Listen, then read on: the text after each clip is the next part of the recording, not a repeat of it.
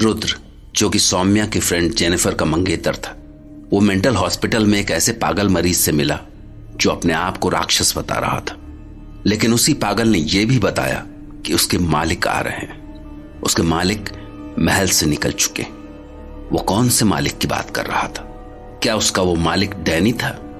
लेकिन रुद्र उस पागल की बात को नहीं समझ सका था, और समझता भी कैसे, क्योंकि अभी तक उसका सामना डैनी से जो नहीं हुआ था।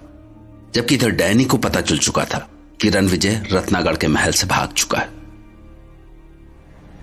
उसी रात जोधपुर रेलवे स्टेशन पर एक शाही रेल बॉम्बे रेलवे स्टेशन के लिए रवाना होने वाली थी, लेकिन ड्राइवर बेसब्री से किसी का इंतजार कर रहा था।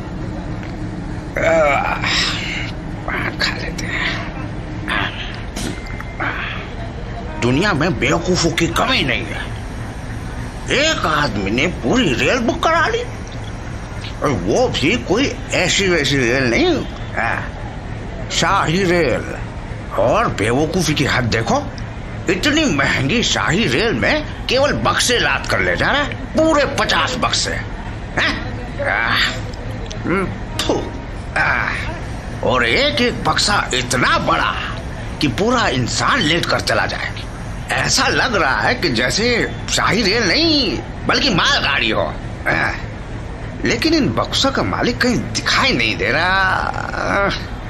बक्से लाने वाले ने तो बताया यही था कि शाम को वो आ जाएगा, लेकिन अब तो रात हो गई है।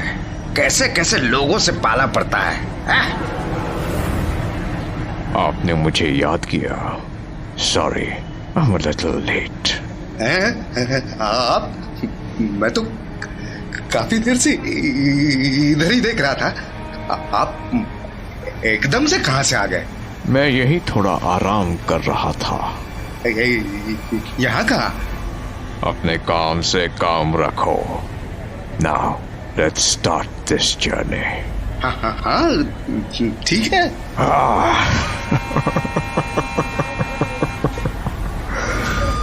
So, Mr. रणविजय, आज तुम्हारी बहुत याद आ रही है। होप कि तुमसे मुंबई में मुलाकात हो जाए। इधर डैनी रणविजय को भूलना नहीं चाहता था, और उधर सूरत सिटी हॉस्पिटल में रणविजय सब कुछ भूलने के बाद भी डैनी को नहीं भुला पा रहा था। डैनी के सपने अभी भी उसे परेशान कर रहे थे। Mister Ranvijay, I am missing you. तुम मेरे महल से बगैर मुझे बताए भाग निकले। मेरे कुछ साथी तुम्हें बहुत मिस कर रहे हैं।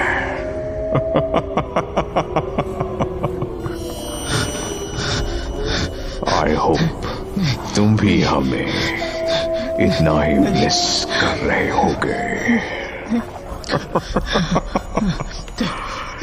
Yes or no, Mr. Ranvijay?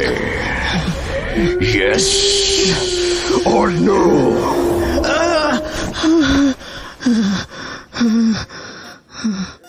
कोई बुरा सपना देखा है शायद तुमने। हाँ, ये बुरे सपने मेरा पीछा नहीं छोड़ रहे हैं। मैं बता नहीं सकता मुझे क्या क्या दिखाई देता है सपनों में।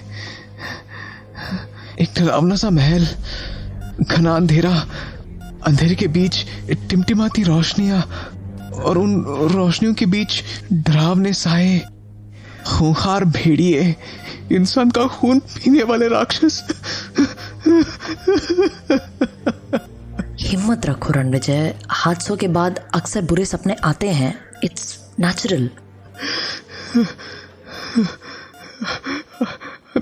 I'm sorry doctor. It's okay. अच्छा तुम ये बताओ, सपनों में तुम्हें और क्या क्या दिखाई देता है? आई मीन इन बुरी चीजों के अलावा कोई तुम्हारी अच्छी यादें? सौम्या दिखाई देती है? मुझे याद नहीं आ रहा, पता नहीं, मैं तो उसका चेहरा भी नहीं याद कर पा रहा हूँ। कोई हल्की सी इमेज तो बनती होगी तुम्हारे दिमाग में। आज से एक काम करो, तुम आंखें बंद करके सौम्या और हर उस चीज़, हर उस बात जिससे तुम्हें अच्छी फीलिंग्स आती हों, उसे इमेजिन करने की कोशिश करो। I think it will definitely help you. Okay doctor. और एक बात, जिस टाइप की स्कैरी ड्रीम्स तुम देख रहे हो वही सब कुछ तुमने अपनी डायरी में लिखा था। So it may be possible कि वही सारी डरावनी बातें तुम्हारे दिमाग में बार बार हिट कर रही हों। इसलिए उन सब चीज़ों को भूलने की कोशिश करो। वो सब तुम्हारे दिमाग का वहम है और अब ये तुम्हारी लाइफ को अफेक्ट कर रहे हैं। इसलिए केवल दवाओं से कुछ नहीं होगा। जब तक तुम उन बातों को नहीं छोड़ोगे तब तक तुम ठीक नहीं हो सकते। सो avoid these scary thoughts.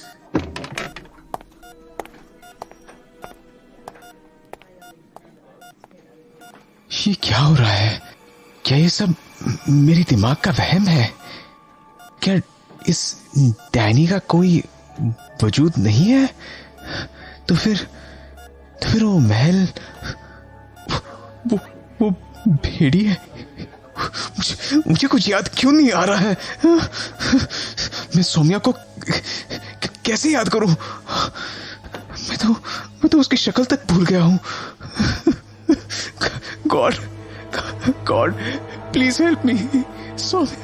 Saumya please help me Saumya. Ranvijay अपने वहम से बाहर निकलने की जीतोड़ कोशिश कर रहा था, लेकिन उसे यह नहीं पता था कि जिसे वो वहम समझ रहा है वो सच्चाई है।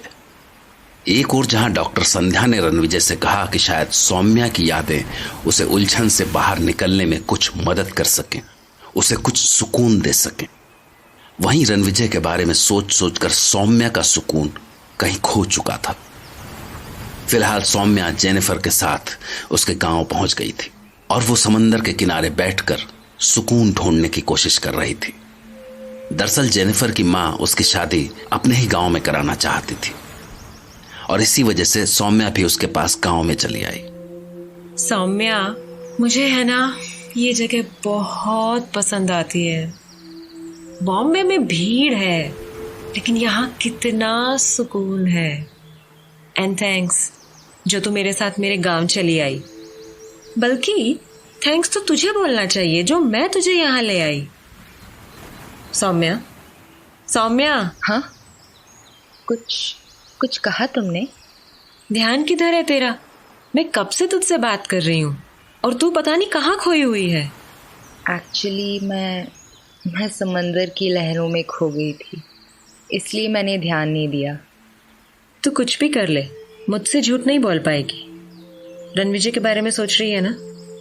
चिंता मत कर, वो किसी काम में उलझ गया होगा। लेकिन ऐसा होता तो वो लेटर भेज सकता था ना। वो लेटर भेज देता। Somethings wrong. सौम्या, हो सकता है उसने लेटर लिखा हो बट किसी वजह से वो पहुंच नहीं पाया हो। एक वीक और देख लेते हैं, तब तक उसका दूसरा लेटर आ जाएगा।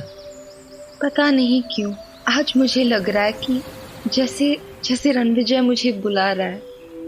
आज तक मुझे ऐसी फीलिंग कभी नहीं आई, कहीं वो किसी मुसीबत में नहीं हो। सौम्या, थोड़ा भरोसा रख। पता है मम्मी कहती हैं जब कोई रास्ता ना दिखे तो भी गॉड पर भरोसा रखो, वो सबकी हेल्प करता है। That's true. Thank you. वैसे this place is gorgeous. यहाँ वाकई में सुकून है। This is peace. सुकून तो है बट यहाँ के लोग बड़े अजीब हैं। इतने अजीब और सुपरस्टिशियस, हर चीज में अंधविश्वास ढूंढ लेते हैं। अच्छा, सुपरस्टिशियस इज इन? एक अजीब से बूढ़े अंकल हैं यहाँ, हमेशा अपनी कहानियां लेकर बैठ जाते हैं।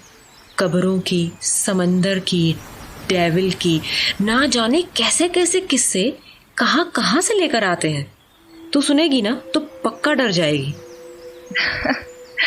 You know what? It's actually true. कुछ लोगों की आदत होती है लड़कियों को डराने की। They actually think it's funny. हो सकता है। एक काम करते हैं, इस बार हम उन अंकल को डराएंगे और ऐसा डराएंगे कि वो आगे से किसी को ऐसी कहानी ना सुनाए। चल अब घर चलते हैं, मम्मी ने खाना बना लिया होगा।